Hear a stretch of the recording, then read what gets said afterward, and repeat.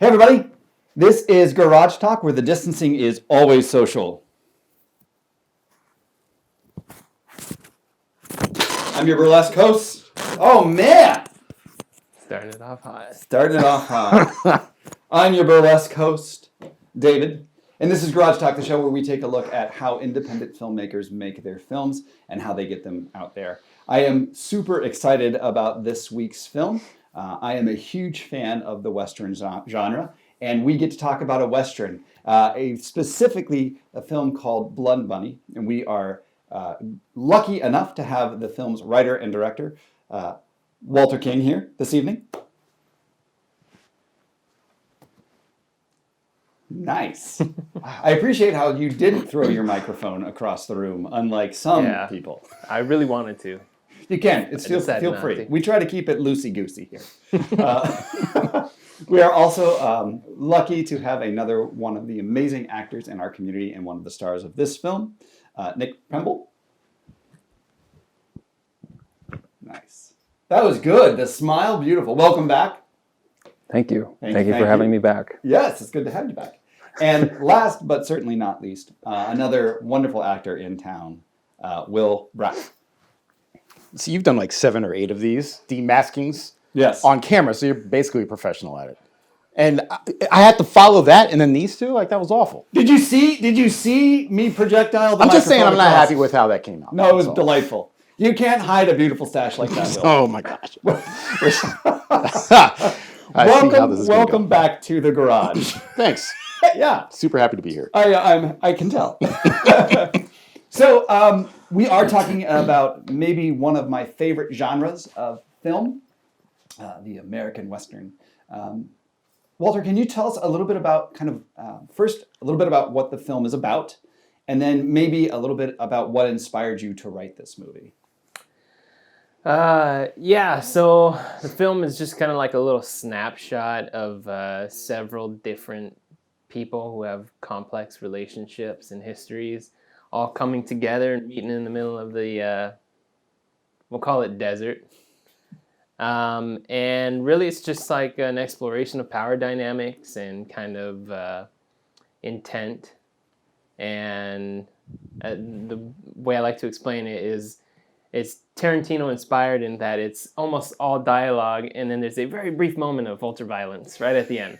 Yes. So, yeah. Inspiration for writing it was just, so I wrote the script in like an hour. Oh, wow. Never intended for it to be anything. I definitely didn't want it to be my first film because it's a genre piece. There's props, there's locations, there's costumes, and didn't want to do any of that. That ended up happening anyway, so here we are. Yeah, that's right. But it was actually, the inspiration was from this scene that I saw in this old episode of Bonanza back in the day. Yeah. And I just thought it was this really interesting scene, but it was very tropey. Mm-hmm. And, it probably created the tropes because that was like back in the 60s, 70s. And so I saw it and I was like, it would be cool to do this scene, but with like modern dynamics, right? So the hero character ends up being pretty much useless the whole time. Sorry, Will. And then, the one who comes in to save the day, it's just probably not who you expect it to be. And I just flipped everybody upside down and just was like, have fun at it. No, I like it. Well, and so so you talked a little bit about this, but really this was just kind of like a mind exercise then in terms of what would happen if I took this idea from this tropey 1960s show and then made it into a script. Mm-hmm. So you write the script, right? And you're like, oh, I'll never shoot this because of all the reasons you don't want to do a period piece, which we found out about on a couple projects. But then you're in the desert shooting this thing. So how did that go from here's an idea that I'm doing as a mental exercise to I'm now on set filming this thing? It's kind of funny because I don't know who got it to Nick. Somebody got the script to Nick, and then he was generous enough to share it with a couple people, one of those people being Will. And Will basically was like, he sent me a message on Facebook, was like, hey, my name's Will. By the way, I did an audition tape for both of the leads of your Western. And I was like, okay, I wasn't planning on shooting it. And then I watched the tapes, and I was just like, I just remember getting like goosebumps, and I was like, oh man, this could like really be something special. Yeah. And fast forward a month later, I had 20-something people showing up to audition for it. And I just had never gotten that type of attention from projects that I've written before. Mm-hmm. So I knew that again, this could be something special if I put a little bit of effort towards it. Mm-hmm. That's great. And so you have some pretty dynamic characters kind of across the board, and there's a lot of dialogue in it. To both of the actors, maybe start with Nick, because Nick has a lot of dialogue in this, and he kind of has this huge range he has to kind of run through in that piece. Nick, what was that process like for you to kind of get ready to do Cassidy, and then sort of working with Walt? Where did you guys kind of mesh that character, like your vision and Walt's vision, and bring it into it? Well, as you said, I'm the heavy, and that's not just a reference to the villain, but it's also like a reference to the amount of lines they have, the heavy of the lines.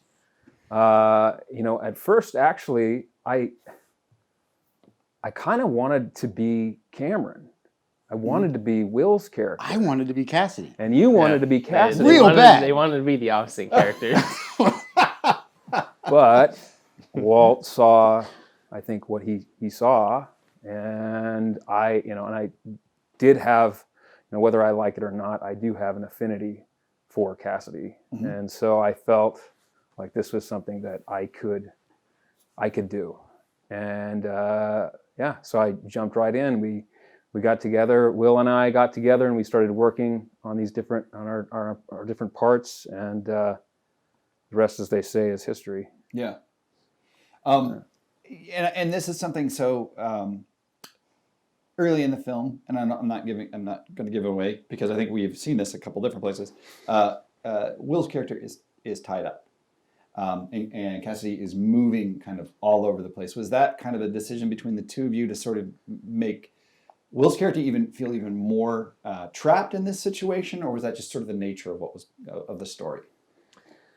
Yeah. So I knew that I wanted to have a lot of movement, seeing that as how Nick's character Cassidy was really the only character that was able to move. And since it was 13, 14 pages of just dialogue, I knew that I wanted to approach it in a way that would kind of keep people's attention. And so there's like far too many shots also. On top of the movement, there's also far too many shots. I think at the end it was over 111, 115 shots for a 14-minute film, which is insane. It's a lot. But it also kind of plays out in a way, like every single shot has intent. Every single shot is playing with the power dynamics of what's happening in the scene. And yeah, I mean, it really was just, I got both of them to audition, and I knew exactly what roles they'd be good for, and I kind of just let them have a bunch of freedom. We had like 2 months of rehearsals. That's awesome. And just a lot of being in a conference room at the TV station, and all right, cool, let's do it again. Let's do the film four or 5 times. Yeah, no, that's really cool. That's always a great experience, especially as a performer. You get that time to really kind of figure out who that character is. Kind of next question, I think, is towards Will. Will, so you do spend a large part of that story kind of tied up and as coming from your director-writer, useless in the script. Yeah. Now, I personally never would say that. Thank you. Will, you are a bedrock of amazingness. This is the first director who's ever called me useless. Well, so, I'm probably won't be the last. But I kid. Well, so what was that like? You come in and say, well, I want to play the kind of the heavy character. Yeah. I don't like the term bad guy, because I don't think Cassidy is a bad guy. Oh, everybody in the film is there's terrible. no good guys. Yeah. Everybody does Or really good bad ladies. stuff. Exactly. But here you are. You're cast in this role. You have to spend a large part of it kind of tied up and giving a performance without a lot of physicality. What was that kind of like for you? What was that process finding him and figuring that out? I mean, I found myself jealous of Nick quite a bit, being able to move around, and my knees didn't feel great. But for me, this kind of goes back to being 4 years old, pretending to be Han Solo. There's something about Cameron, and I mean, Walt and I talked about Cameron quite a bit, and so I internalized this bit and maybe didn't share it with him. But there's something about Cameron that he feels like he holds all the cards, and there is a swagger, and he's in complete control of the situation, even though he is not in control of the situation whatsoever. So that gets back to kind of like the Han Solos or the Jack Sparrows, or recently like Star-Lord, or whatever the case may be, and they come out of the situation either by sheer luck or thanks to somebody else, and maybe don't learn a whole lot. It just kind of reinforces this false narrative that that they had it under control the entire time. So there's something very fun about that aspect of it, and trying to communicate that without moving was a challenge, but it was a lot of fun to try to pull that off. And cool. Cool. Beautifully spoken. So, Walt, and that actually, this is maybe a little bit of a question for everyone, but I'll start with Walt. This film is absolutely shot in just the most beautiful location you can imagine, and I think like a lot of films, location plays an important piece to the story and what we're telling. But one of the things I greatly appreciated, and this is maybe part of why I like Western genre so much, is that the landscape is beautifully shot in this. So they have these lovely shots throughout the process. Talk to me a little bit about kind of how you found your location, and then I have heard from a little bird that there were certain complications with that location that might be good to give inspiring filmmakers a heads up on. So going back to this being like my first film, I've been doing video production for a very long time, a lot of interview stuff, corporate stuff, but this film had a lot of firsts for me, including location scouting, because before this it had always been, I know this guy that has a warehouse. I had never went out and just blindly looked for spots. Excuse me. So my wife and I threw the kids in the back of the car and drove the 3.5 hours over to Bend, and we just went to a bunch of deserted locations that I looked at on Google Maps. Cool. And we just found this really perfect place. The day we were there for about 2.5 hours. Not a single soul showed up. So I was like, hey, if we're shooting this on like a Thursday, odds are there's not going to be anyone. Because that was also like a Saturday when my wife and I were scouting. So we pull up on the Thursday and we see like 20 cars in this very, very small parking lot. And immediately I was just like, well, I think we should just turn around and go home, guys. Like, this is going to be a nightmare. And we just stuck with it. The first day was almost a complete wash. I think maybe 6 shots in the entire film stuck from the first day. Mm-hmm. But we got there. We were filming. We found a little spot just off the main trail of this kind of hiking trail area. And at some point through the day, somebody saw a bunch of people holding a shotgun and some other handguns to what looked like hostages. Yeah. And somebody called the cops on us. Oh, no. And this nice officer showed up and was like, what the heck are you guys doing out here? We're trying to make a little film. And he proceeds to tell us, you can't film on BLM land, on Bureau of Land Management land. Yeah. And everyone I had spoken to before, when I'm prepping for the film, said, just go find a spot of BLM land. It's public, it's free, you're allowed to use it. So when this guy told me that, I was like, well, we're not a commercial production. It's just a ragtag band of friends just shooting a Western. Yeah. And he told me, see, the thing is, in the future, somebody could see this film online and say, hey, I like what he did. I want to hire him for my project. Ergo, I would have made money from this project at a future destination. Really? That's how ambiguous this law is. Wow. So I explained to him, like, I'm really sorry, he also saw, one of my favorite parts, a little tangent here. He's from across the set, probably 15 feet away, he saw this little black vial and immediately went, and there's no marijuana smoking on BLM land either. And we all went, what the heck are you talking about, man? And my wife, who was the makeup artist on the film, she picks up this little vial of Halloween effects, like zombie blood, I think. Yeah. And she's like, "Are you talking about this?" And he's like, "Oh, what is that?" So we gave it to him, and he looked, and he's like, "Oh, it's just fake blood." And then, we told he's like, "How long are you guys going to be shooting here?" And I was like, "Maybe an hour till the sun goes down." And he told us, "All right, I'm not going to cite you guys. I'm not going to tell you to leave. Just finish your filming and then make sure you get a permit if you come back." Yeah. So we had to find other means to find another location for the remainder of the film. Sure. So yeah, always get permits on BLM land, or just hide and don't be seen by anybody, and maybe don't have guns with you. It really cramps the style of a Western to not have guns, though, right? Yeah. So, Nick or Will, either of you, your experience as the police officer is now having a very serious conversation with Walt. Oh man, I mean, it was a bummer because we were feeling, dang, we've gotten so far today, and he's here and he's shutting us down. But it was fine.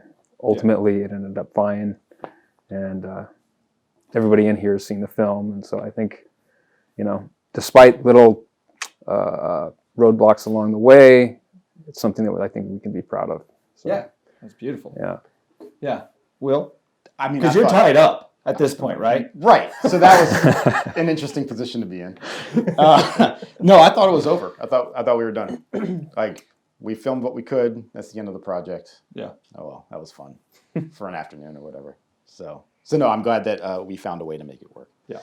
We faced a lot of things Oh yeah. between snowstorms and eye surgery recoveries. Mm-hmm. And I think that a less dedicated, I mean, this says a lot about Walt, just kind of leading us. A less dedicated cast and crew probably would have folded.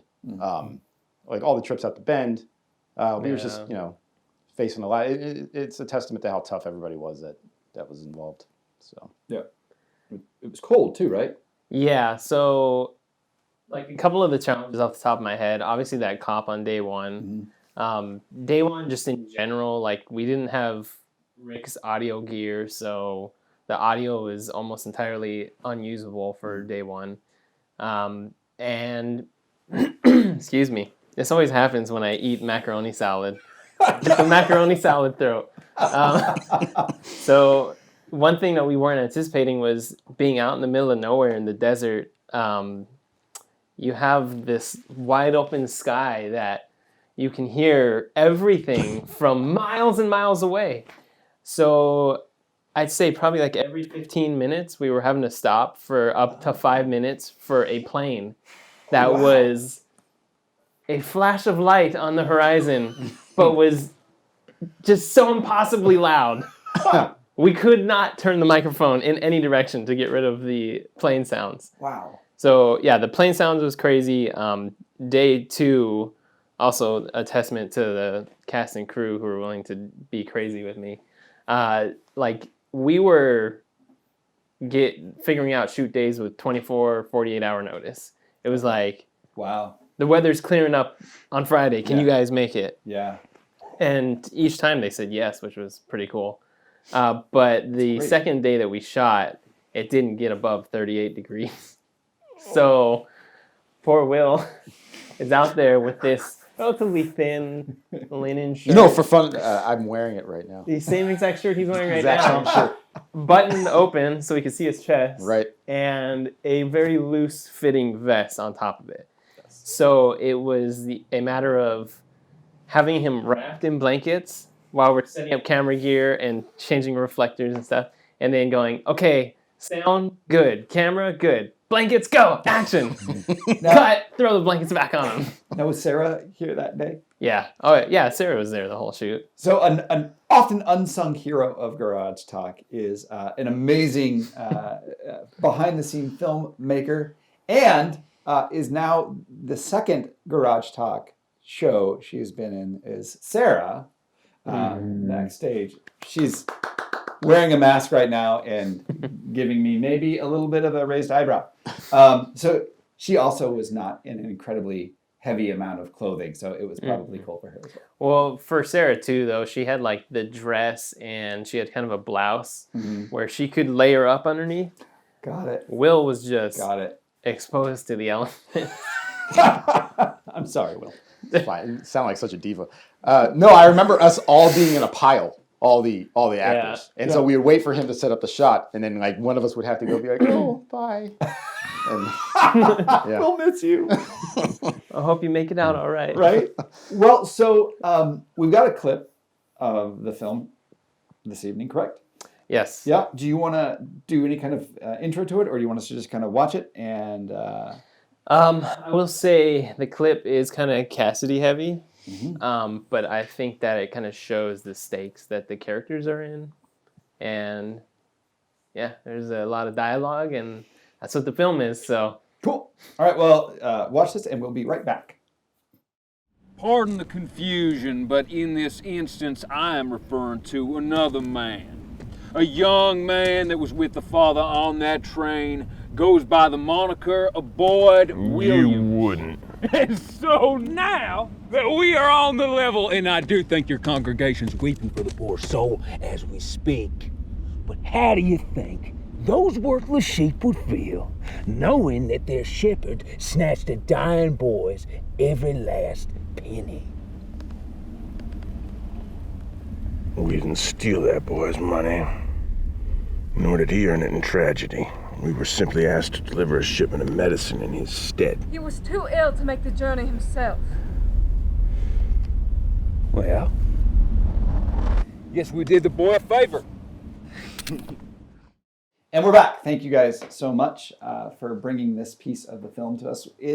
The rest of it looks just that lovely. It's really a really beautifully shot film. One of the things I noticed in the movie, and I really enjoyed, was the music. I really liked the music. It was a lot of this really beautiful sort of guitar work, but then there were some pieces in there that felt more modern and maybe played to a little bit what you were talking about earlier in the film.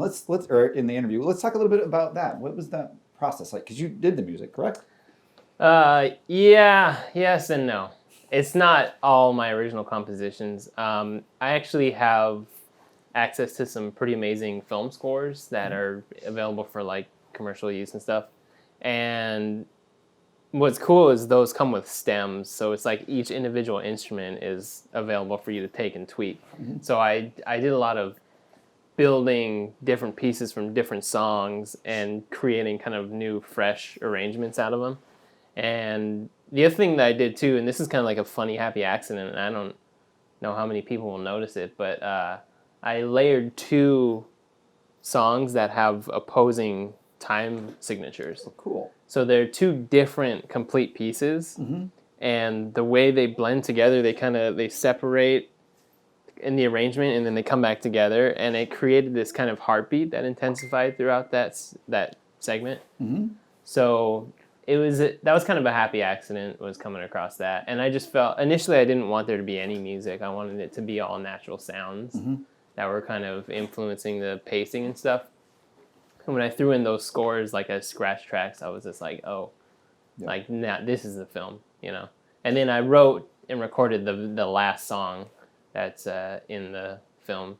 I just in my closet, set up a microphone, acoustic guitar. Beautiful. I really like it.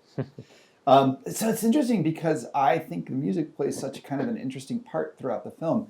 It's used sparingly, but when it is used, it's pretty powerful, I think. So I think it's kind of interesting that you originally were like, no, I'm not going to use any music. It was like you threw something in there just to kind of help find your rhythm of the edit, and then you're like, oh no, I really like this. Is that what that was like? Yeah, I had 2 different, like those two different time signatures. I had those 2 songs, and I would solo one, adjust the edit to that, and then solo the other one, adjust the edit to that, see which pacing I liked more. And then at one point I accidentally soloed them both and was like, this is it. Both awesome. Of these competing orchestral pieces that just sound horrible together but somehow work in the scene. And you don't even notice that they're 2 different songs playing on top of each other. That's great. Do you use that a lot as a tool for editing? The use of kind of music under it to kind of help find the rhythm, even if you don't intend to use music in it? I mean, historically, no, because all my editing, that's the thing I've done the most in my career is editing. Going back 2006 was my first like professional editing project. And that stuff is all corporate headshot, interview, look at how cool my company is. So you never really had the music to play around with. It wasn't until several years later I did Blood Money, and I was actually able to just kind of go free, just do whatever I wanted with the music, and it just turned out. I love the way it turned out. Yeah, no, it's really, really.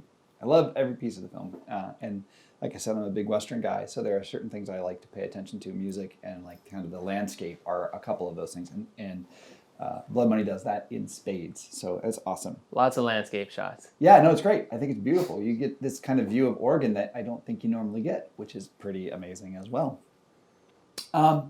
So we talked about this a little bit kind of earlier, and maybe I want to check with the actors on this. We'll start with Will. So Will, you said, well, I wanted to play Cassidy. Yeah. And you didn't get that role. No. No, I didn't. But having done the film, having been through it, would, given the chance again, would you still say, oh no, Cassidy's the role I want? Or So here's the thing, and I've told Walt this. Here's the thing. I will be. I used to practice the hell out of Cassidy's lines because I wanted it real bad, and so I find myself in the shower every now and My then, favorite.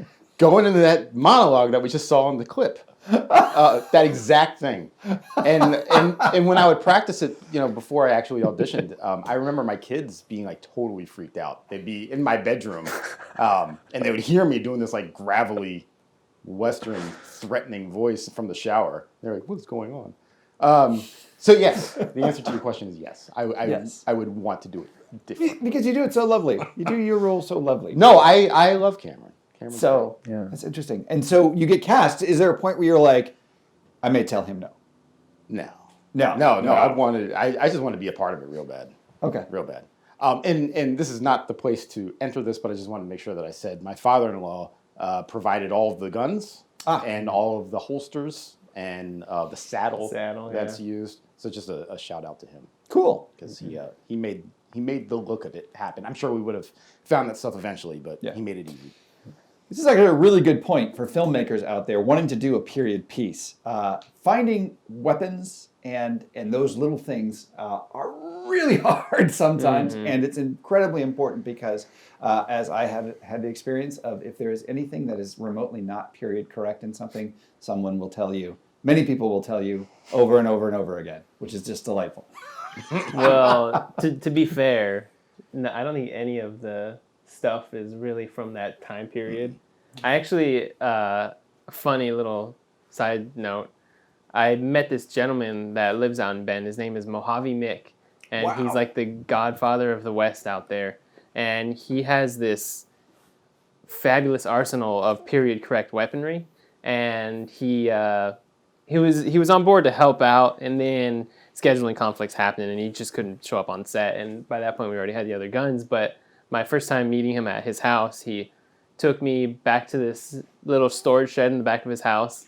It was fun. Opened this big bank vault door and took me into this like concrete room where there were just hundreds of weapons. And he looked at me and he goes, "Yeah, I mean, you're free to use, whatever you need to use for your film." And he looked at me in the eyes and he said, "And if you ever tell anyone where I live, I'll have to kill you." And I said, "For some reason, I believe you, man." Oh my gosh, that's crazy. And then you silently slinked out of the door. And I was like, I think we're going to go with another route. No, he was a total sweetheart, though. Yeah. It's just, unfortunately, schedules just conflicted and he couldn't get out there. But that's awesome. So, Nick, same question to you. Is you got the other role. Yeah. You do this film, and then you get to watch it. Where are you on this process? Are we going to refilm this and just do opposite roles, or are you sticking with? No, I'm sticking with my role here. I mean, like, there's something really wonderful about the role of Cameron. He's this worthy leader of men who's doing everything that he can to protect his friends, and maybe that's not physical intervention, but I mean, he is making a hell of an argument, doing everything he can. Mm-hmm. And I thought that was really an admirable character. That's why I was attracted to it in the first place. Well, I guess then what that means, Walt, is you're gonna no. No, I don't think I'll ever shoot another Western. No? I think this is it. Why is that? Well, unless there's a big enough budget. Okay. Because it was an insane amount of stress to take on, and 7-hour round trips each day that we went out to shoot, and where we shot too. Just as a fun little side note, the dust was so soft and fine there were no footstep sounds. So I had to put in footsteps. I think over 2,000 footsteps that I put in the film of individual. Wow. I had like 10 recordings of individual footsteps. Yeah. And I just put them in at varying, loudness and textures and stuff. What did your audio file look like? It's just like massive. Oh man, if I showed you my Premiere Pro timeline, it would just be. It's a mess. It's probably 2,500 assets. The render time alone, and I'm sorry, that's nerd talk. But I will tell you, it's probably one of the situations where you're scrolling and you're scrolling and you're scrolling through the sound, and you're like, oh, there's the file. Oh yeah, 100%. Yeah. I think one of the things I kind of I like to do on this show is talk a little bit about. I've made this film, and in some cases, some of the directors. Like, that's the film I made, and I'm looking for the next thing. Some filmmakers kind of go, that was my gig, and I'm done with that, and that was a fun experience. But you've got a production company that you're working towards. You've been the director of photography on several In Eugene projects. You've got some kind of in the hopper right now you're working on. What kind of advice would you give to somebody, and this is also for the actors as well, we'll start with Walt, but someone interested in sort of moving into independent filmmaking and kind of starting your piece, their piece, what is your advice you'd like to give to them? Don't do it. Don't do it? Why? It'll lead you nowhere but to heartbreak. in the words of Howard Shore. Right? Oh, okay. So just lock those feelings down and bury them with like a cheesecake. The thing is, like, you're either born insanely lucky in terms of connections or finances or skill and talent, and if you're not born with that lucky stuff, the amount of work that you have to do to get to a quote-unquote commercial level of quality, let alone get noticed, is you're talking about a lifetime of dedication. Yeah. And if you're somebody who does not obsess about the craft, you're not gonna go anywhere. You gotta be in it 150%. Well, you're breaking my heart right now. you gotta have fever dreams. When you're releasing content for the world to see, you have to be terrified. Yeah. If you're not that emotionally invested, you might have a fun little YouTube channel that your friends and family will enjoy, Yeah. What he said. See? Feel like killing Nick me. knows what I'm talking about. I think what Walt is trying to say. Oh, come on in, guys. We got a great community. Lane County filmmakers, Lane County film actors. We want everyone to show up on set and make movies with us. No, I 100% hear what you're saying.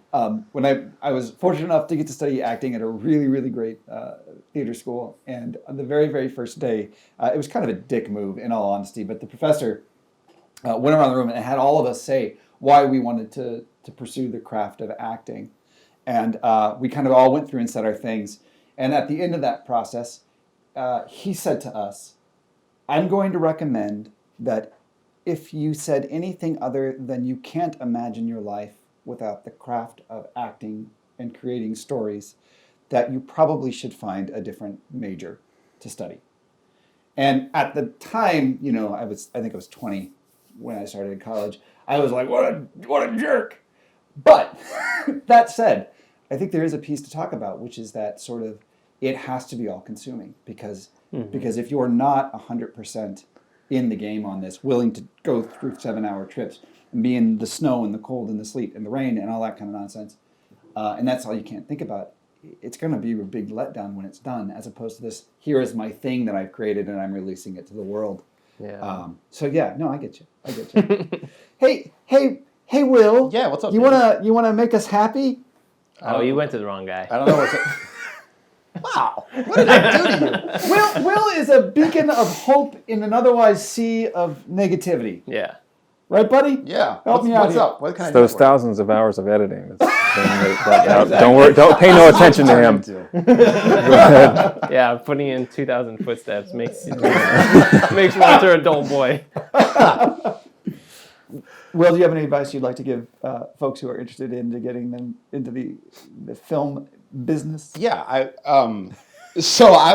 I started here, and I was lucky enough to start when the filmmaking groups got propped up on Facebook. So I think it's really the most important thing, and this is cliche, but it's surrounding yourself with the right people and with people you trust and with people who are competent. So for instance, like Nick, I was super concerned about working alongside him because I respected him quite a bit. But he was ultra sweet during that entire process. So getting together with me, and we ran lines and we kind of talked about the relationship. It made me feel super comfortable until the minute we started filming. And I remember, because it's that opening scene, which is the first one we shot, and Nick is looking at me like a caged animal. And I was all like, hey, buddy, ready to do this? And it was just like daggers. Yeah. And I couldn't look at him. I just looked down and just waited for him to say action. But my point being that it's just surrounding yourself with the right people who care as much as you do and want to see you succeed and all that good stuff. Awesome. Thank you, Will. I appreciate that. Yeah. Thank you, Will. Thank you for saying that. I appreciate that, man. No, for Thank sure. you. No, I think I got to see Blood Money before this. This is one of the best parts of my gig. I've said it a couple times, is I get to see the movies before everybody else did. And I really, really enjoyed it. It is a fun film. It is beautiful to look at. It is paced very well. The music is great. The performances are incredibly solid. So I think you guys have something you all should be very, very proud of. Tell me what you really think. I just did, sir. But after the camera's done, I might be Okay. willing to share some input. No, I'm kidding. It was wonderful. I really enjoyed it. No, I was just going to say what he said. Yeah. Yeah. Well, yeah, because that's one thing in a community like this of people that want each other to succeed. Sometimes it's hard for people to give critical, you know. So yeah. No, I think that's always a concern. But I also think Blood Money is a beautifully put together film, and I think that it is going to be a phenomenal piece to showcase when it is out there. So, with that said, when can people watch this film? You can watch good old Blood Money on December 1st with my good friend Nick Pemble and my good friend Will Brack and my good friend Amelia. She's also in the film, which I don't think we mentioned. No, I Sarah. did earlier on. I got okay. it. I got her. Yeah, I may or may not have been paying attention. I don't know. I appreciate that. On that incredibly downer of a note, don't even listen to me. I don't even need to be here. Go watch it, December 1st. Yes. Scene in Eugene. Yes. It's going to be the next episode. In In Eugene. Thank you guys all so much for coming and chatting with us this evening. It is a little cold in the garage, so I appreciate everyone bundling up and coming out. It's reminiscent of our shoots. Exactly. Except you're wearing more clothes. Right? Even Yeah. more clothes and coats. Thank you all so much. If you have stuck with us through the entire interview, you are truly my favorite person today, because YouTube is a fickle beast. Make sure that you are subscribed to our channel and that you have clicked the bell, because I promise you, come December 1st, you are going to want to watch Blood Money, and that bell is your gateway to make sure you get noticed that that film is on this channel. So thank you guys so much. If you are independent filmmakers and have a film you would like to come on Garage Talk and talk about, put a message down below. Make sure you're subscribed, and thank you guys so much. Have a great evening.